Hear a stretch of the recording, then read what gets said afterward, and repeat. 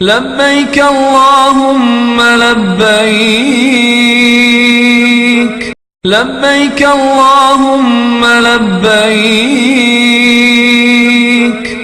لبيك لا شريك لك لبيك إن الحمد والنعمة لك والملك لا شريك لك.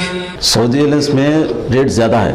سعودی ایئرلائنس میں ریٹ زیادہ ہونے کی وجہ سے بھی کیا ہے ہم لوگ اس میں کیئر نہیں کر رہے. پیسے کی قیمت زیادہ ہے بول کے ہم اس کی یہ نہیں کر رہے, لیکن پھر بھی ہم کیا ہے وہ تو سعودی ایئرلائنس میں لے کے آ رہے. دوسرے ایئرلائنس میں ریٹ کم ہے, ویا ہے ریٹ کم ملتا, لیکن ہم لوگ اس میں نہیں لے کے آ رہے. سعودی ایئرلائنس سے لے کے جاتے ہم لوگ 15 دن کا. مکے میں لے کے جاتے, مکے سے مدینہ لے کے جاتے, مدینہ میں 5 دن رکھتے, جو ہے مکے میں زیادہ دن رکاتے, مدینہ میں 5 دن رکاتے. پاسپورٹ اور 5 فوٹو. فوٹو کیسا ہے بولے تو بیک گراؤنڈ وائٹ رہنا, colour photo, back ground white رہنا, 5 فوٹو دینا. اگر جو پیچھے کلر ہے وہ نہیں چلتا, بیک گراؤنڈ وائٹ رہنا, 5 فوٹو دینا ہے. پاسپورٹ بھی جمع کر دینا ہے.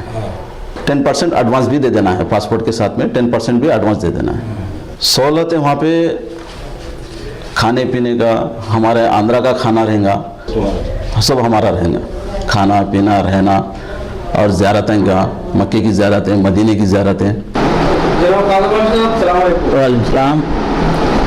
جناب علی, حج اور عمرہ کے سلسلے میں جی جہاں بھی بات ہوتی ہے جی آپ ہی کا ذکر خیر ہوتا ہے.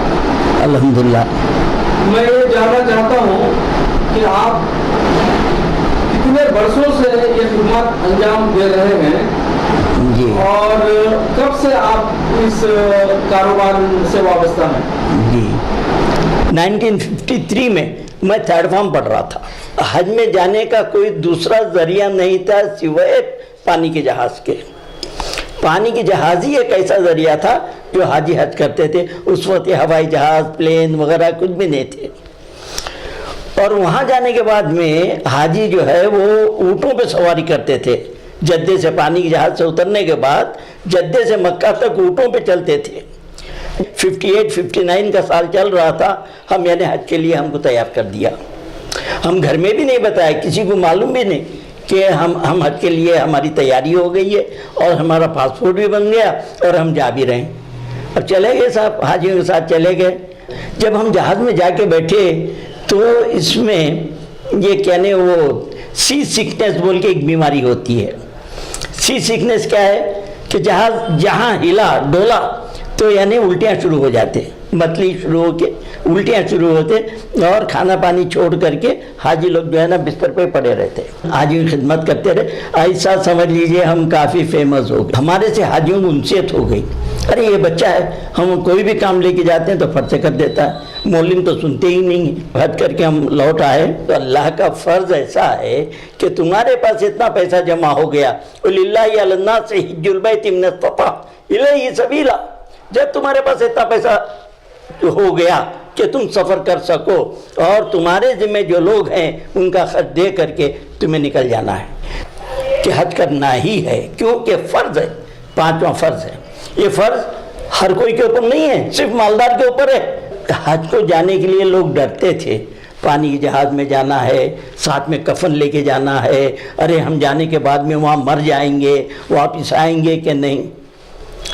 اور اس زمانے میں 3 مہینے بھی لگ جاتے تھے حاجیوں کو, پانی کے جہاز سے جا کے پھر پانی کے جہاز سے لوٹ کے آنے تک 3 مہینے لگ جاتے تھے. تو اس میں حاجی گھبرا بھی جاتا تھا.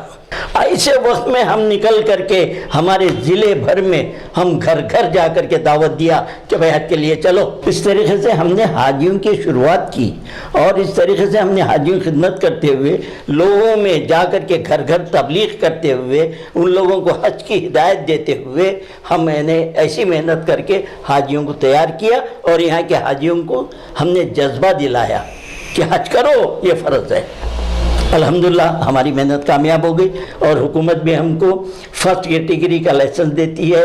ہم فرسٹ کیٹیگری سے حاجی کو لے کے جاتے ہیں, اور ہمارا حساب یہ ہے کہ حاجی کو زیادہ سے زیادہ حرم کے نزدیک رکھو, تاکہ حاجی آدھی رات میں بھی اٹھ کر کے ارے ہم کو طواف کرنا ہے اگر سمجھ لیا تو فوراً وہ طواف کرنے کی اس کو سہولت ملنا چاہیے.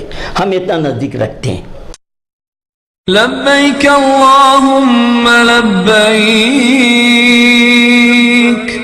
لبيك لا شريك لك لبيك إن الحمد والنعمة لك والملك لا شريك لك